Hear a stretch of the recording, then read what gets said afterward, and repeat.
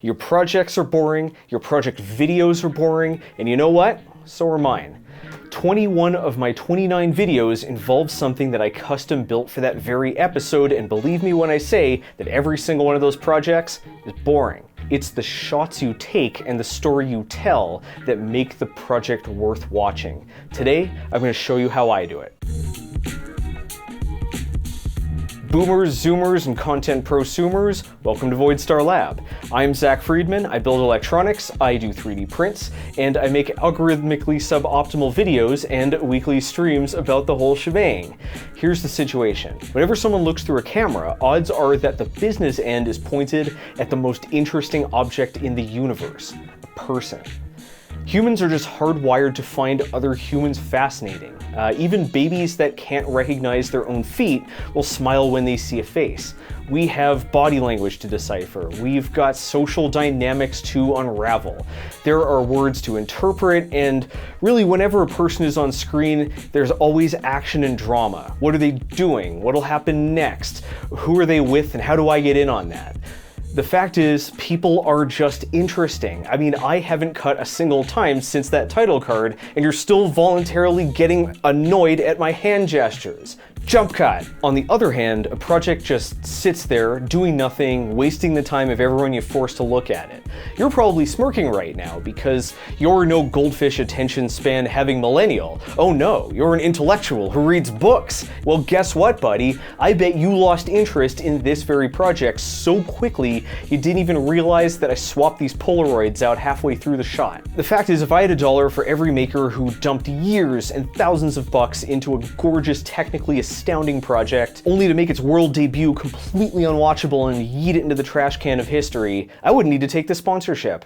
Today's episode is sponsored by MakerPlate, and I am going to demonstrate today's tips, tools, and tricks on their eponymous magnetic levitation project display thing. That's right, this thing lets you make projects that float in mid-air, no engineering required. Who needs a flying car when you have a flying Quagsire?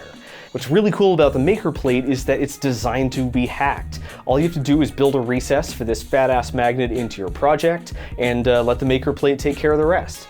You can even print some of these things right now. Just go on Thingiverse and search up MakerPlate. If you would like to get your own, the link is in the description. Just use the discount code 30Zack30 to save... Brooke, how much should they save? 30%. Thanks again to MakerPlate and to you for helping keep Voidstar Lab in the air.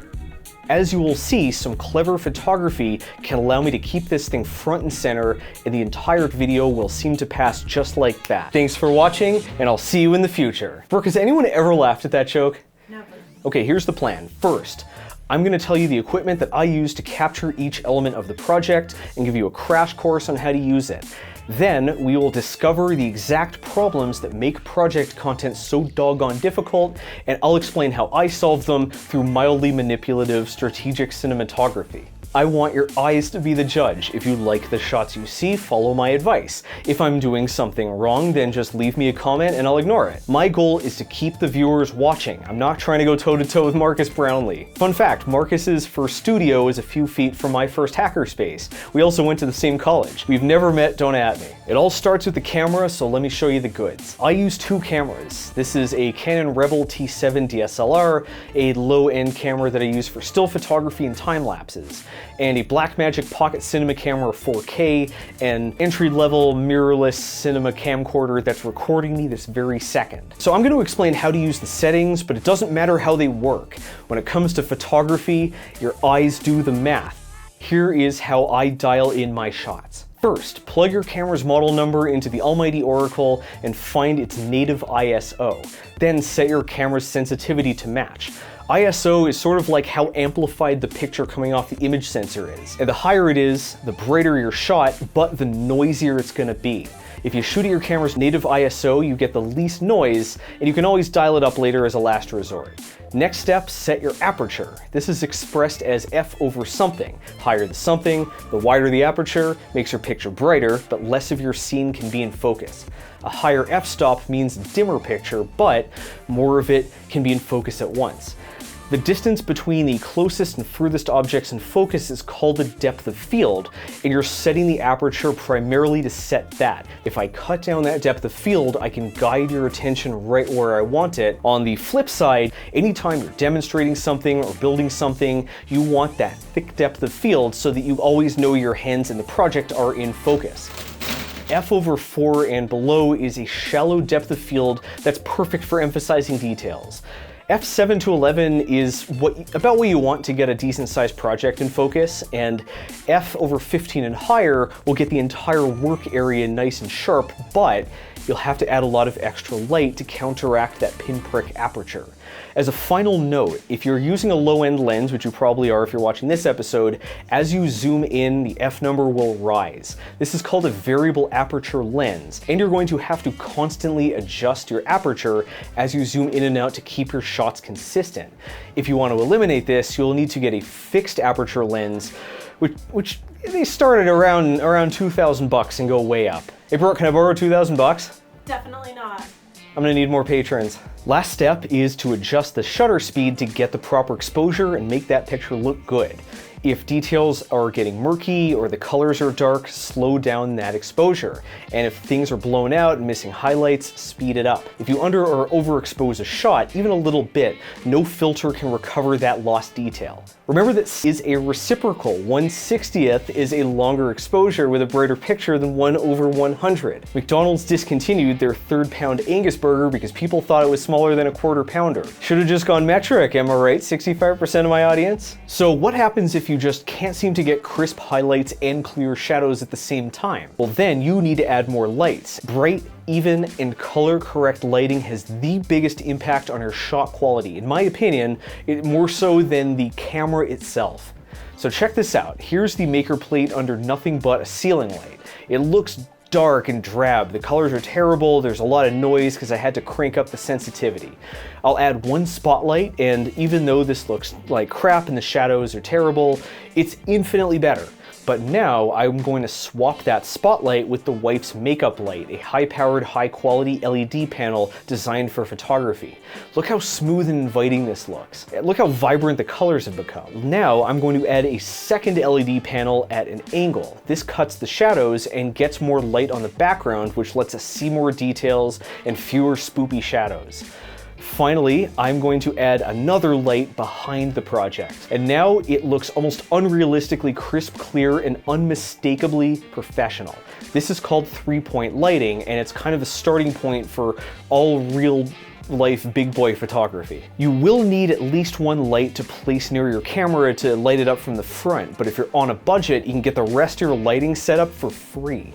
Just do your photography near a big open window during a sunny, clear afternoon. Our favorite nuclear plasma ball in the sky is the best light source. Every bulb in LED has a property called the color rendering index, or CRI. 100 is the best. It's bright daylight, and the closer you get, the better any shot that you light with that light will look. Here's a strip of high-quality daylight LEDs with a CRI of 97. And here are the cheapest white LED tapes I could find on Amazon. CRI is probably about 80. Both of the strips light look equally pure and white, but once we use them to light a scene, the difference is obvious. You also need to be able to shoot macro. That means you need a macro lens, an extension tube, or if you're a total cheapskate like yours truly, some screw-on close-up lenses.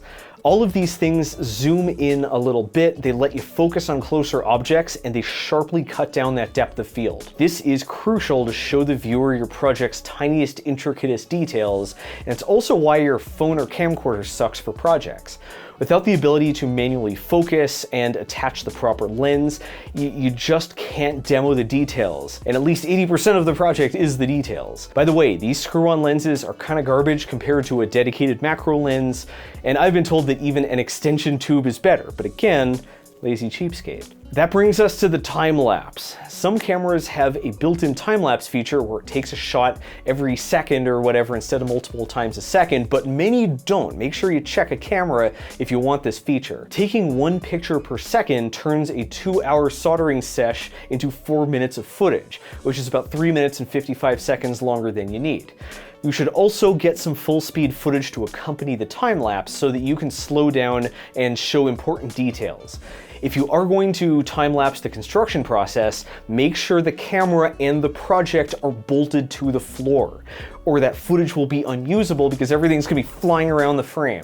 Taking a time-lapse of a 3D print needs some special preparation. The problem is that the print and the extruder are constantly in motion, so you can't just push the time-lapse button and spark a fatty. This machine is being controlled by Octoprint. See my MetaPrints video for more info on that, and it's running software called Octolapse. This modifies the sliced up model file to make the time lapses cleaner. After every layer, it pauses the print, it moves the plate into the same location, it gets the extruder out of the way, and it triggers the camera over USB.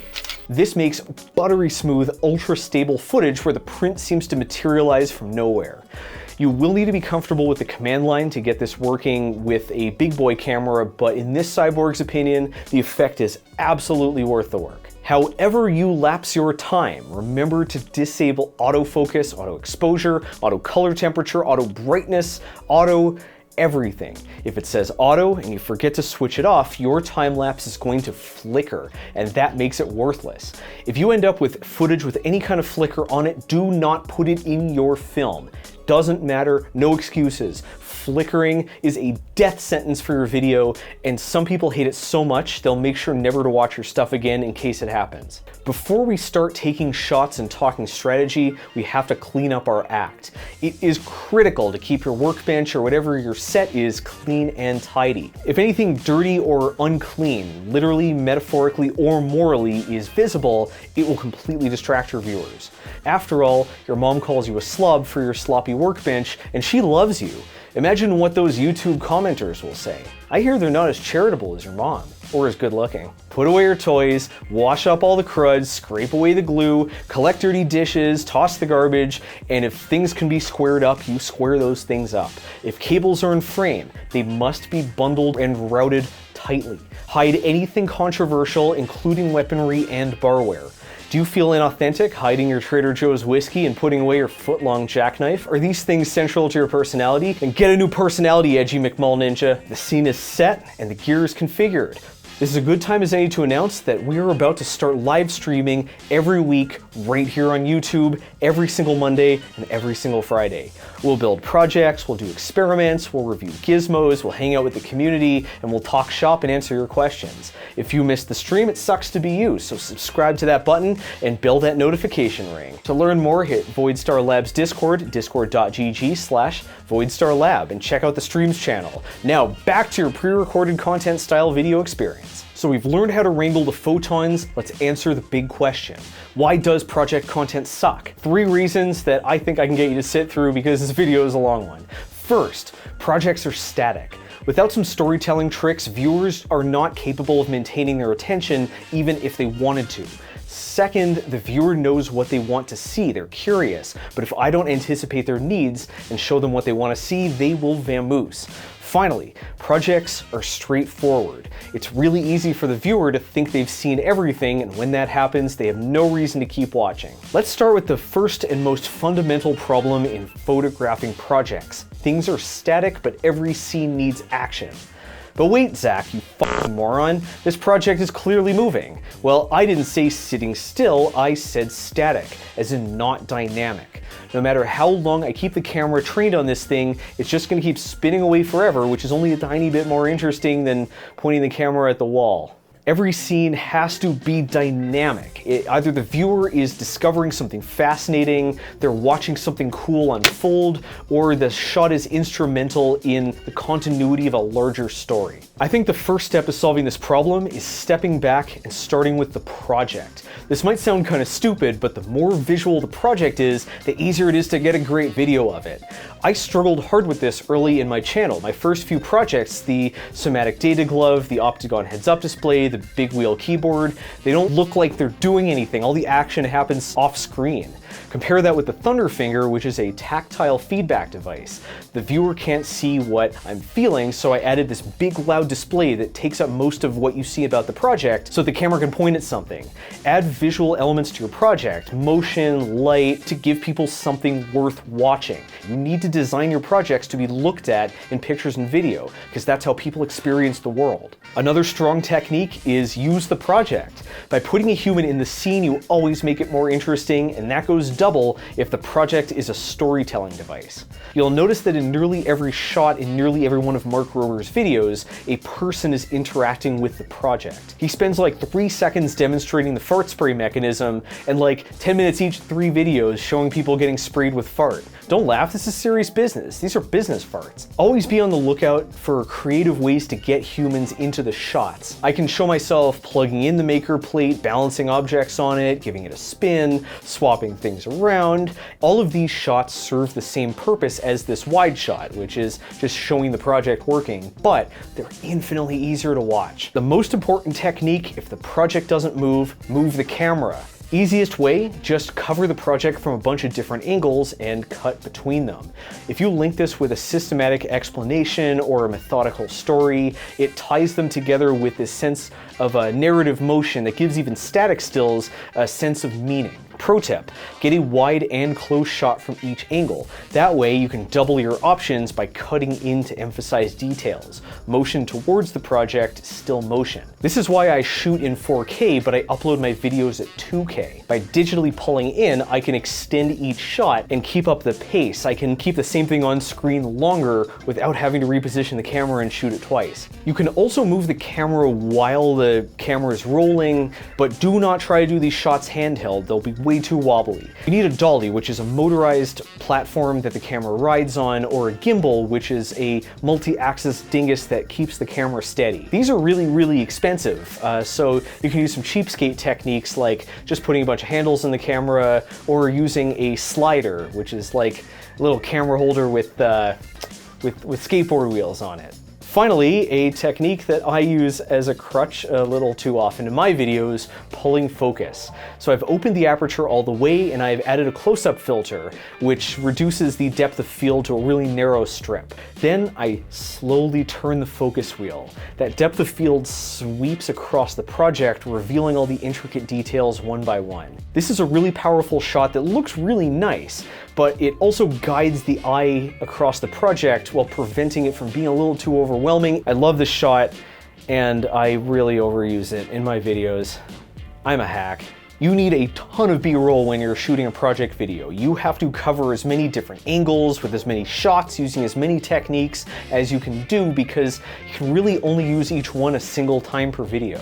The first time they see a floating spinning saw blade, nice, Half-Life 2 reference. I played that game and that shot makes me remember that I played that game. The second time, skip. The fact is, there are a finite number of interesting shots you can take of a project. You can only use each one a single time, and they can only be, maybe 5 seconds each before they lose their pizzazz. When I cut back and forth between the project and myself, I do that to prolong a losing battle. If I didn't take the camera off the project and put it on me, it's not possible to collect enough footage to make a satisfying video. That's right, I don't put myself in the videos because I'm a raging narcissist. I add the rant to pad out the project footage. I am the potato in the cream of project soup. Second thing that makes projects boring, the viewer is curious. Imagine I invite you to my workshop, right? And you catch a glimpse of my maker plate trademark. I stop you in your tracks and launch into a 3-minute explanation of how to implement a servo mechanism with electromagnets and a Hall sensor. Then I drag you over to my PC so you can watch as I model a 3D print to levitate it. And then I start the 3D print and start talking about my modded Prusa, and hey, where'd you go, buddy? That is what a boring video feels like. It's selfish. Imagine the non-reductio ad absurdum situation. I invite you to my workshop, you spot the maker plate, and you make a beeline to it.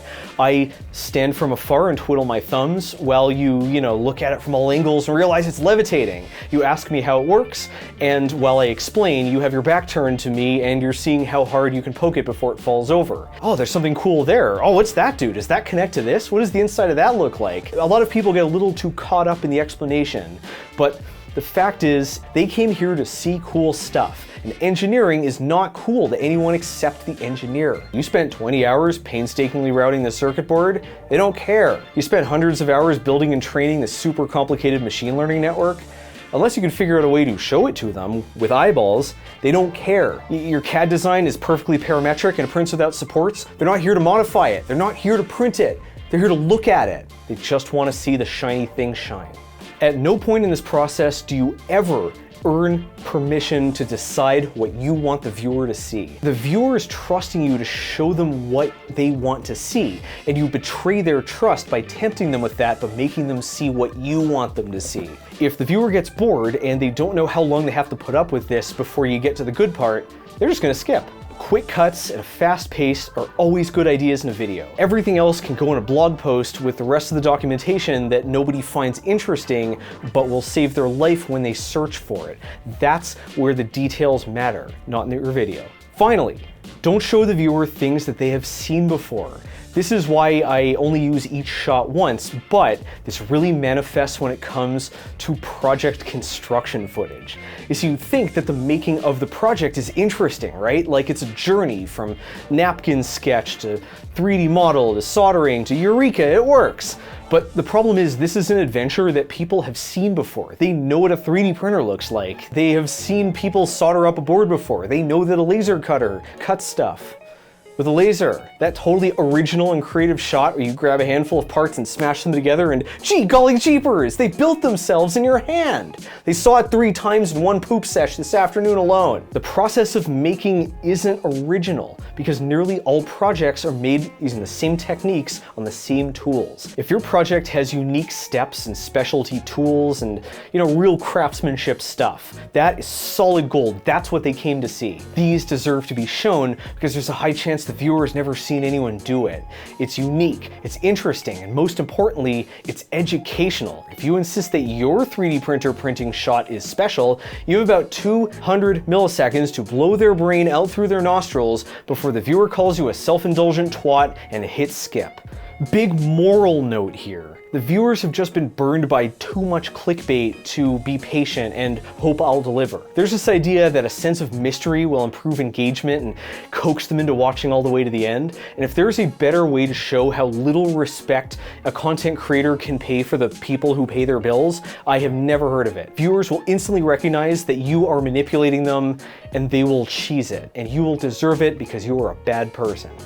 But if you go too heavy on the gas, if you blow your wad too early, the viewer will have no reason to stay. We've encountered our final challenge. Projects are straightforward.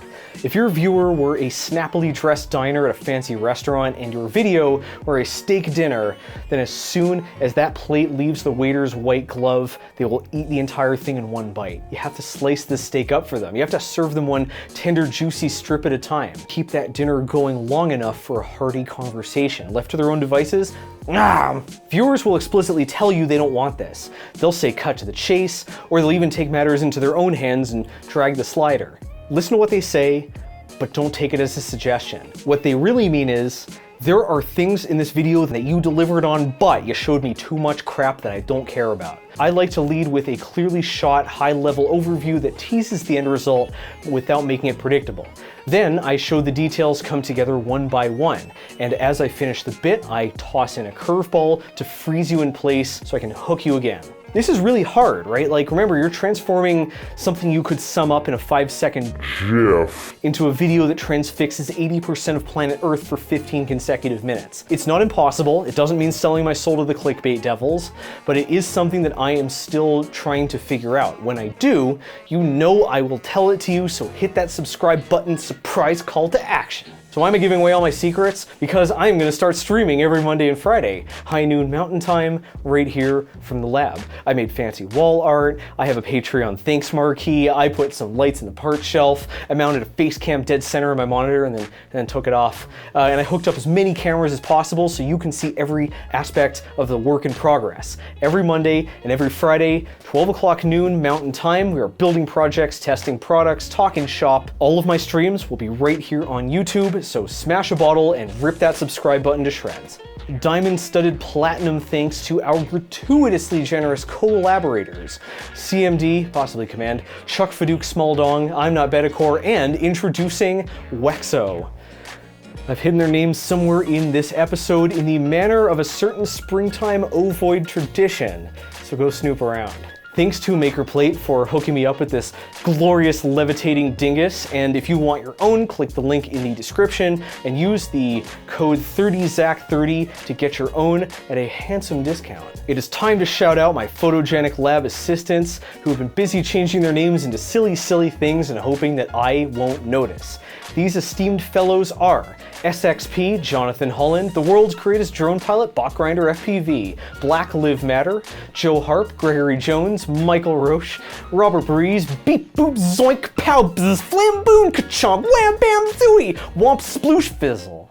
Zanforian, my Yiddish mama, The Antifa, Brian Santero, Sir Derpington of Derptopia, Mark Whittington, Rusty Flute, Azundo, Frantic Fanatic, that project that has been sitting on a shelf for 2 years, Powerful CCH, Victor Vaughn, James Barry, Andrew Patton, Dinkle, proud supporter of the Quebec separatist movement, Daniel Cadwell, Olivier Yiptong, Bill Schooler, my dog is Iber, Brad Cox, Taranak, Michael Dunn, Roger Pinkham, Lady Akay, Anthony Mincarelli, Acalia, Nino Gansitano, Varka, C. Harris, and Paul Rector.